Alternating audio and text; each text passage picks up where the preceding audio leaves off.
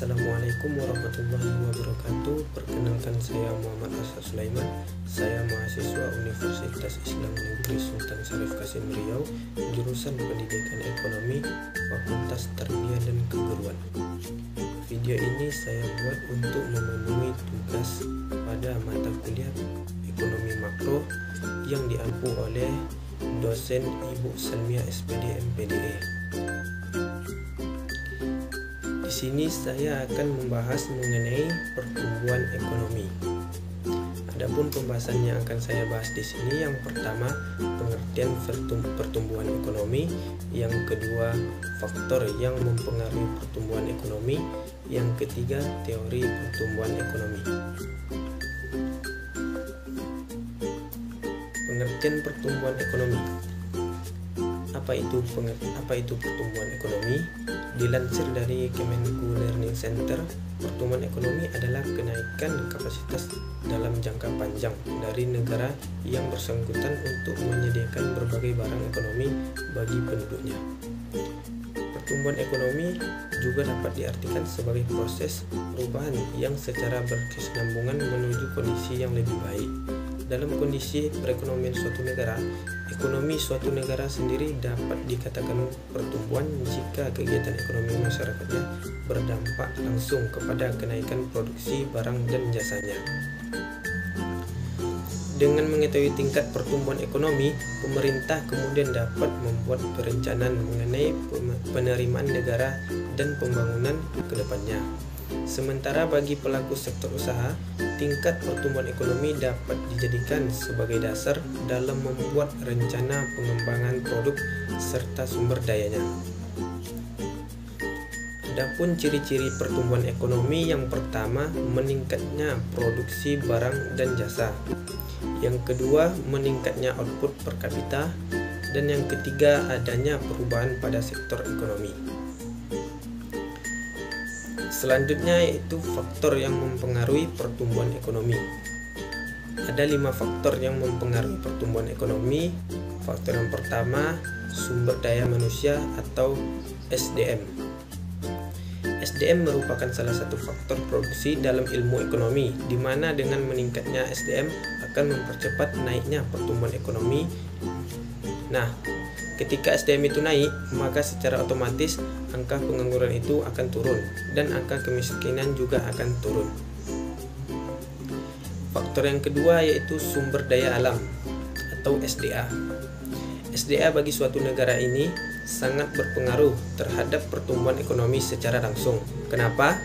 Karena suatu SDA merupakan salah satu faktor produksi yang mampu meningkatkan pendapatan negara. Namun, keberadaan sumber daya alam yang melimpah dan tidak diiringi dengan peningkatan SDM, maka penggunaan dan pemanfaatan SDA ini akan berujung pada eksploitasi berlebihan dan tidak bijak. Sehingga sangatlah penting bagi kita untuk memanfaatkan sumber daya alam dengan bijak untuk masa depan yang lebih baik. Faktor yang ketiga yaitu kemajuan teknologi. Pemanfaatan kemajuan teknologi akan mengindikasikan dengan meningkat pula tingkat kecepatan dalam menghasilkan produk yang lebih cepat dan efisien. Hal ini juga untuk menghemat anggaran yang seharusnya untuk kerja dapat digunakan untuk keperluan lainnya. Faktor yang keempat ada tingkat inflasi. Nah, diketahui ada 2 jenis inflasi yang berpengaruh langsung dalam bisnis perusahaan, yaitu cost push inflation, yaitu penurunan penawaran barang dan jasa yang disebabkan karena kenaikan biaya produksi, dan kemampuan inflation, yaitu inflasi yang disebabkan karena kenaikan permintaan baik berupa barang dan jasa sehingga harga menjadi naik. Sehingga inflasi ini amat sangat berpengaruh terhadap daya beli konsumen, maka itu pun akan berpengaruh terhadap pertumbuhan ekonomi. Faktor yang terakhir ada tingkat suku bunga. Sebuah perusahaan atau usaha menggunakan modal usaha untuk meningkatkan kualitas perusahaan, di mana Pada umumnya pinjaman tersebut memiliki suku bunga, maka keberadaan suku bunga yang tinggi dapat berdampak buruk dan juga mempengaruhi permintaan investasi yang rendah terhadap saham perusahaan tersebut. Karena biasanya investor akan lebih menyukai tabungan konvensional daripada harus menginvestasikan uangnya ke perusahaan. Selanjutnya yaitu teori pertumbuhan ekonomi. Beberapa teori pertumbuhan ekonomi antara lain sebagai berikut. Ada yang terkategori sebagai teori klasik, kemudian teori neoklasik, dan teori histori. Nah, kita akan bahas satu persatu. Kita mulai dari teori klasik dengan tokoh Adam Smith. Menurut teori Adam Smith menyatakan bahwa pertumbuhan ekonomi itu dipengaruhi oleh 3 faktor. Yang pertama yaitu pertumbuhan gross domestic product yang dipengaruhi oleh sumber daya alam, jumlah penduduk, dan persediaan barang. Yang kedua pertumbuhan jumlah penduduk, dan yang ketiga adanya sistem persaingan bebas. Tokoh yang kedua ada David Ricardo. Menurut teori ini, pertumbuhan ekonomi dipengaruhi oleh yang pertama sumber daya alam yang terbatas, yang kedua jumlah penduduk yang selalu berkembang, yang ketiga kemajuan teknologi, dan yang keempat sektor pertanian yang dominan.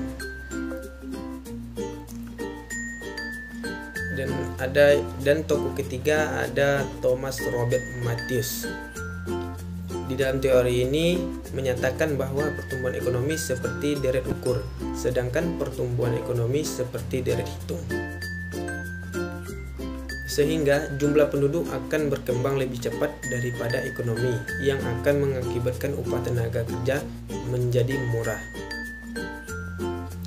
Selanjutnya yaitu teori historis. Ada 3 tokoh di dalam teori ini. Tokoh yang pertama yaitu Werner Somberg. Di dalam teori ini menyatakan ada 2 yang mempengaruhi pertumbuhan ekonomi. Yang pertama zaman perekonomian tertutup atau zaman perekonomian desa dan zaman feodal. Yang kedua zaman kerajinan dan pertumbuhan, yaitu zaman kapitalis purba, kapitalis media, kapitalis raya, dan kapitalis akhir. Tokoh yang kedua yaitu Friedrich List. Di dalam teori ini menyatakan ada 4 yang mempengaruhi pertumbuhan ekonomi. Yang pertama masa berburu dan mengembara, yang kedua masa berternak dan bertani, yang ketiga masa bertani dan kerajinan industri, yang keempat masa kerajinan industri dan peniagaan.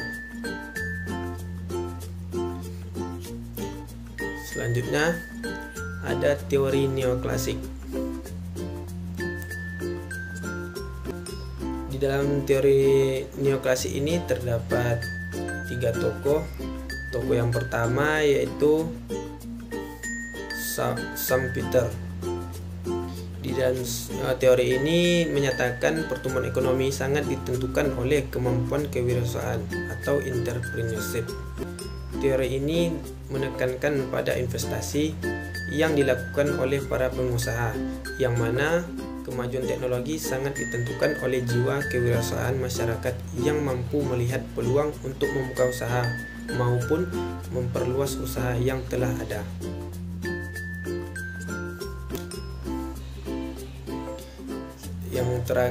Tokoh yang terakhir yaitu Robert Solow. Di dalam teori ini menyatakan ada tiga yang mempengaruhi pertumbuhan ekonomi. Yang pertama pertumbuhan penduduk atau SDM, yang kedua akumulasi modal, dan yang terakhir teknologi modern. Baik, hanya itu yang dapat saya sampaikan pada video kali ini. Lebih dan kurangnya saya mohon maaf. Semoga apa yang saya sampaikan dapat bermanfaat bagi teman-teman semuanya. Sekian, terima kasih. Assalamualaikum warahmatullahi wabarakatuh.